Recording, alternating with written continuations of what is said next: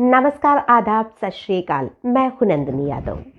आज जो मैं आपको घटना सुनाने वाली हूँ, इस घटना की शुरुआत होती है बिहार से। बिहार में एक परिवार रहता था और उसी परिवार में एक लड़की थी जिसका नाम अंजू था। जो अंजू थी उसकी शादी मात्र 12 साल की उम्र में कर दी गई थी और जिस लड़के से उसकी शादी हुई थी उसका नाम विकास था। जो विकास था वो भी बिहार का ही रहने वाला था और दोनों के परिवार एक दूसरे को किसी रिश्तेदार के माध्यम से जानते थे। जो अंजू थी उसकी उम्र 12 साल थी और विकास की उम्र 15 साल थी। और अधिकतर गांवों में आज भी बाल विवाह होता है और यहाँ पर भी एक बाल विवाह हुआ था। जो अंजू थी वो पढ़ाई लिखाई में काफ़ी ज़्यादा होशियार थी और वो चाहती थी कि वो पढ़ लिख कर डीएसपी बने।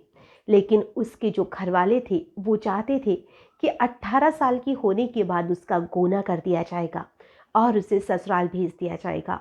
ऐसे ही 12 साल की शादी होने के बाद में 3-4 साल का वक्त और बीत जाता है और अब जो अंजू थी उसका ससुराल जाने का वक्त भी नज़दीक आ जाता है।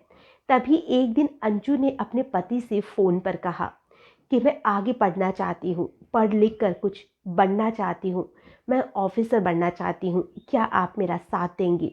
जो अंजू का पति विकास था उसने कहा कि ठीक है, तुम जो चाहती हो हम तुम्हें वही करने देंगे। हालांकि विकास नहीं चाहता था कि अंजू डीएसपी बने या कुछ भी बने।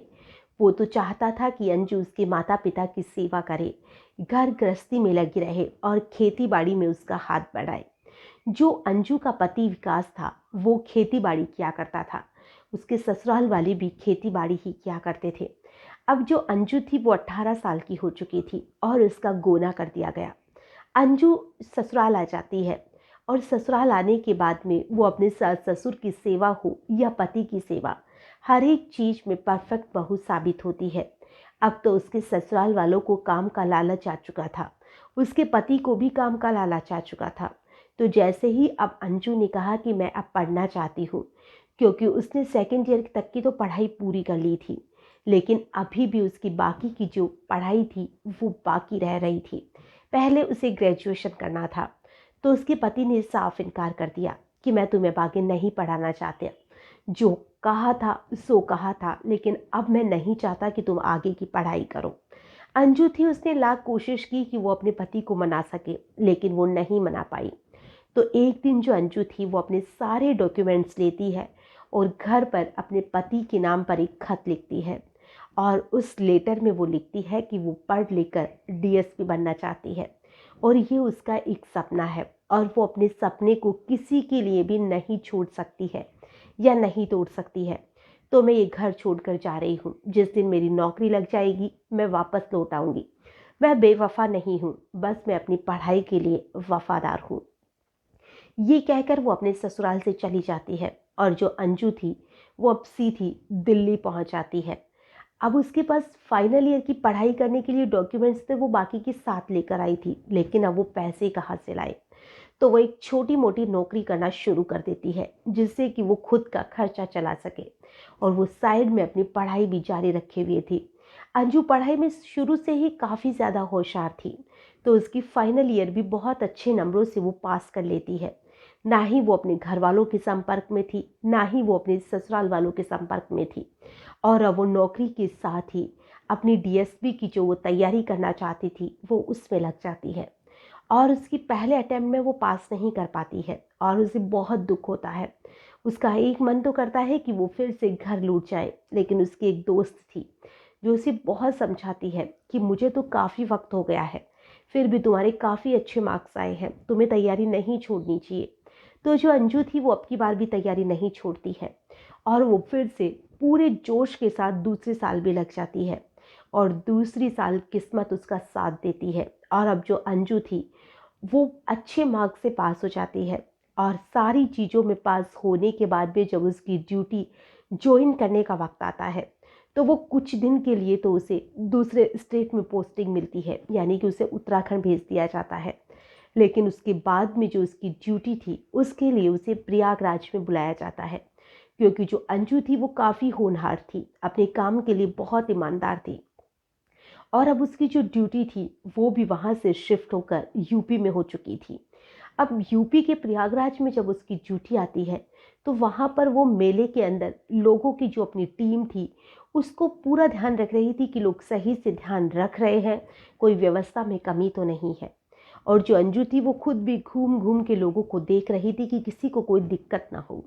तभी उसकी नज़र एक व्यक्ति के ऊपर पड़ती है और जो व्यक्ति था वो भीख मांग रहा था और उसकी हालत थी वो भी काफ़ी ज़्यादा ख़राब थी।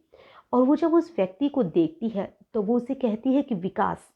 तो विकास कहता है कि कौन? फिर वो अपनी पत्नी को जैसे ही वर्दी में देखता है तो वो कहती है कि अंजू।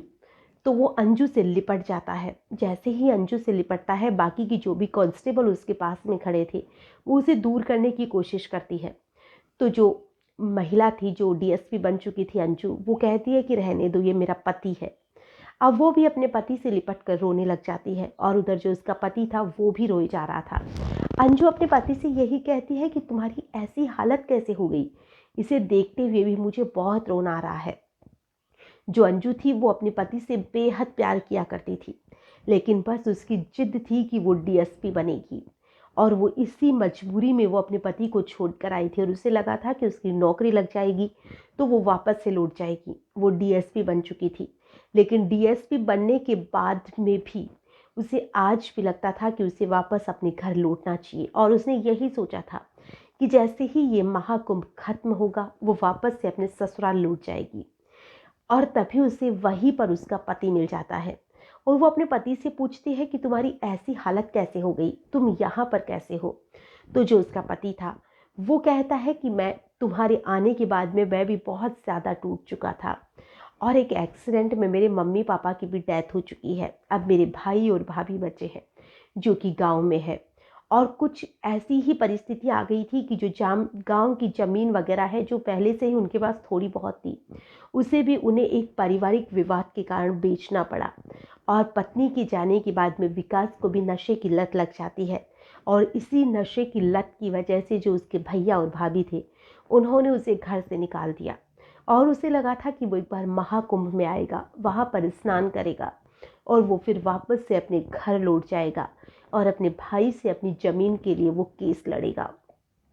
लेकिन यहाँ आने के बाद में जब उसे अंजू मिलती है तो अंजू पूछती है कि फिर तुम भीख क्यों मांग रहे हो? तो वो कहता है कि जो भी मैं सामान लेकर आया था वो मेरा पूरा सामान चोरी हो चुका है, मेरे पास पैसे भी नहीं है, मोबाइल भी नहीं है और खाने के लिए बहुत ज़्यादा भूख लग रही थी और इसीलिए मेरी ऐसी हालत हो रही है कि मुझे भीख मांगकर अपने पेट भरना पड़ रहा है। बहुत ही ज़्यादा परेशान हूँ। और इधर जो ये विकास था वो नशे में भी था क्योंकि उसके नशे की जो लत थी वो बहुत ज़्यादा लग चुकी थी। तभी अंजू पूछती है कि तुम्हारे पास नशे के लिए तो पैसे हैं लेकिन तुम्हारे पास खाने के लिए नहीं है, ऐसे कैसे हो सकता है? तो विकास कहता है कि जो पैसे मुझे मिले उसी से मैंने नशा कर लिया, लेकिन अब बाकी के लिए पेट में भूख सता रही है और तो इसीलिए मैं भीख मांग रहा था। अब जो अंजू है वो उसे कहती है कि विकास मैं तुमसे बेहद प्यार करती हूँ और मैं आगे की पूरी लाइफ तुम्हारे साथ फिर से रीस्टार्ट करना चाहती हूँ, तो क्यों ना हम हमारी ज़िंदगी को एक बार फिर से शुरू करते हैं। विकास बहुत खुश होता है कि उसकी जो पत्नी थी वो आज डीएसपी बन चुकी है। वो चाहती तो उसे बहुत ही अच्छा लड़का मिल सकता था, लेकिन फिर भी उसने जो अपना पहला पति था उसे ही वापस से एक्सेप्ट कर लिया। और अब जो अंजू थी वो अपने पति से कहती है कि हम कुछ ही समय के बाद में जैसे ही मेरी यहाँ से ड्यूटी ख़त्म होगी मैं वापस तुम्हारे साथ घर लौट चलूँगी। और जो अंजू थी अब विकास की रहने की व्यवस्था कराती है और बाकी की जो भी सारी चीज़ें थी वो भी उसकी देखती है। अब जो अंजू थी वो विकास के साथ वापस से अपनी नई ज़िंदगी की शुरुआत करेगी। आज तक आपने सुना होगा कि जो लड़कियां होती हैं वो लड़कों को तलाक दे देती है, लड़के होते हैं वो भी लड़कियों को तलाक दे देते हैं क्योंकि उन्हें और बेहतर चाहिए होता है। लेकिन यहाँ पर जो अंजू थी उसे और बेहतर नहीं चाहिए था, उसे तो अपना वही मजदूर और किसान पति चाहिए था क्योंकि वो उससे बहुत ज़्यादा प्यार करती थी और इसीलिए वो उसके साथ वापस लौटना चाहती थी। ये पूरी घटना है, ये एक पति और पत्नी के प्यार को समर्पित करती है और साथ ही ये हमें ये भी दिखाती है कि एक लड़की चाहे कितने ही उसके बड़े हौसले हो उसका साथ जरूर से देना चाहिए। क्योंकि कई बार होता है कि किसी लड़की का या किसी लड़के का मन कुछ और होता है, लेकिन घर वाले किसी और दबाव में आकर उनकी वो इच्छा मार देते हैं और इस वजह से वो वही कि वही रह जाते हैं। लेकिन ऐसा नहीं करना चाहिए। अगर कोई अपना सपना पूरा करना चाह रहा है तो उसकी ज़रूर से मदद करनी चाहिए। आज के लिए बस इतना ही, फिर मिलेंगे किसी नई घटना में। तब तक के लिए